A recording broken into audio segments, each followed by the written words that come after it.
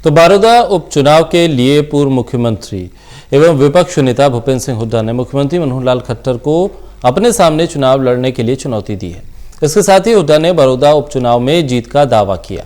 वहीं उन्होंने खट्टर सरकार की कानून व्यवस्था पर भी सवाल उठाए हैं और जिस तरह से ये चुनावी घमासान बड़ौदा उपचुनाव को लेकर जारी है, ऐसे में सियासी बयानबाजी भी खुलकर सामने आ रही है। जहां हरियाणा के मुख्यमंत्री मनोहर लाल खट्टर को पूर्व मुख्यमंत्री भूपेंद्र सिंह हुड्डा ने चुनाव लड़ने की सीधे तौर पर चुनौती दी है, तो वहीं मुख्यमंत्री मनोहर लाल खट्टर भी बड़ौदा हलके में लगातार दौरा करके उपचुनाव की तैयारियों के लिए ताल ठोकते नजर आ रहे हैं। लेकिन इस बीच पूर्व मुख्यमंत्री और नेता विपक्ष भूपेंद्र सिंह हुड्डा की तरफ से मुख्यमंत्री को बड़ौदा उपचुनाव में ताल ठोकने के लिए चुनौती देना विपक्ष की एक बड़ी रणनीति के तौर पर है। खास बातचीत के हमारे संवाददाता अनिल कुमार ने पूर्व मुख्यमंत्री भूपेंद्र सिंह हुड्डा से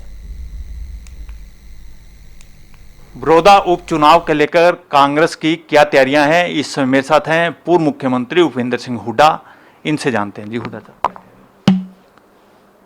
बड़ौदा के लिए पूरी तरह से तैयार हैं लोग भी तैयार हैं और कांग्रेस पार्टी जीतेगी। वहाँ कांग्रेस पार्टी का उम्मीदवार भारी बहुमत से जीतेगा।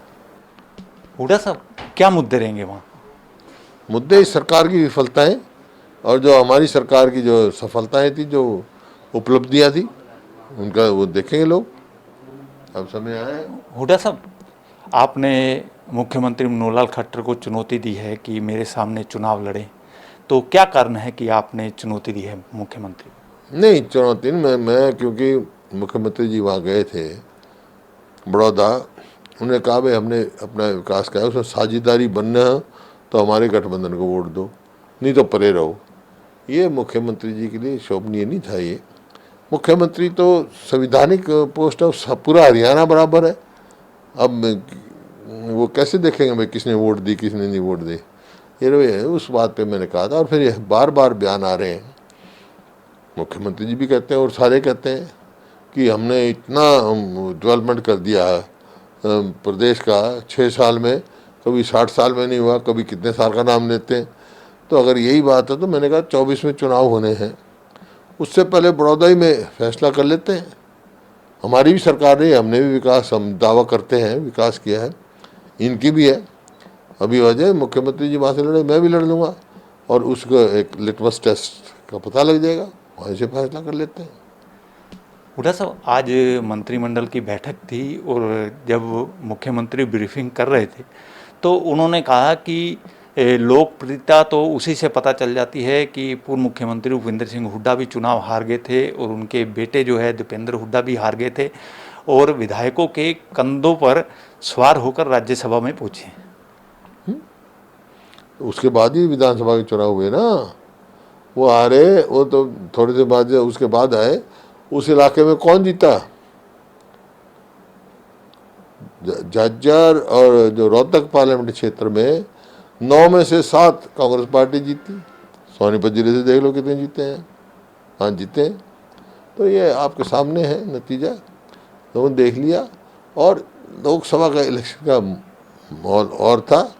और असली बात ये है, आज लोगों के सामने है हरियाणा सरकार की उपलब्धि क्या है, वो फैसला करना। उन्होंने यही कहा था ना भी हम तो हरियाणा को बहुत आगे ले गए, इस बात का।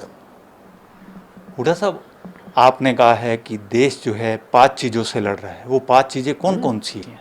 ये हरियाणा का मैंने कहा है, कुछ कोरोना से तो पूरी दुनिया लड़ रही है, तो हम जो लड़ रहे हैं कोरोना, चाइना देश भी लड़ रहा है, हम भी लड़ रहे हैं, हमारे भी बहादुर सैनिक वहाँ, सभी एक ही देश है, सारे देशवासी हैं।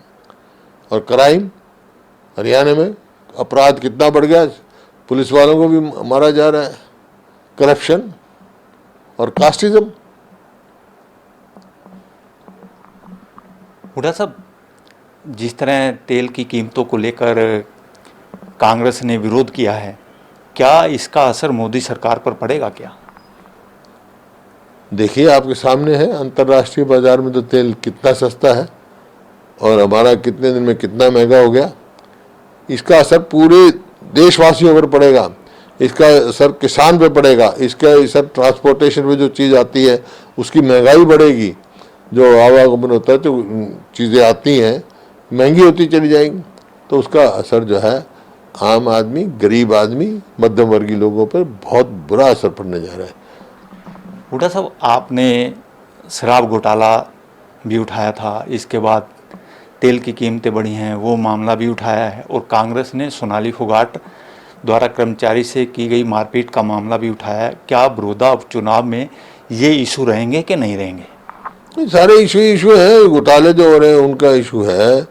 आपका किसान का क्या हालत है आज, क्या गरीब आदमी क्या है, मजदूर क्या है, दलित क्या क्या है, किस बेरोजगारी कितनी बढ़ गई है, आज पूरा हरियाणा नंबर 1 पहुंच गया, तो भी मुद्दे ही मुद्दे।